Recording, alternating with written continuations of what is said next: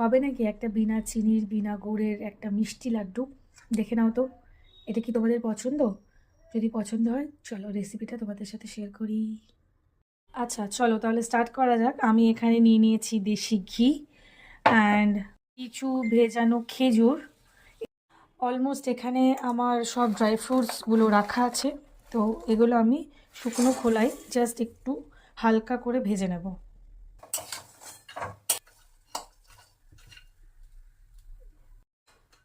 এবার এটাকে জাস্ট আমি ঢেলে নিচ্ছি, জাস্ট একটু ঠান্ডা হবে, দেন আমি এটাকে পুরোপুরিভাবে ব্লেন্ড করে দেব।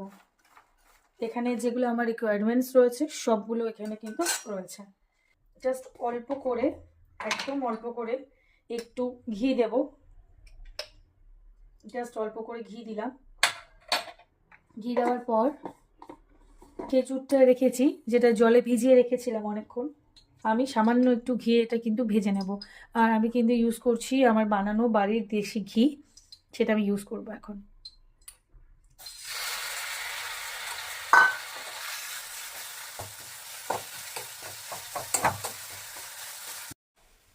দেন আমার এখানে যত নাটসগুলো রয়েছে সব নাটসগুলো কিন্তু আমি এই ব্লেন্ডারের মধ্যে ভরে দেবো।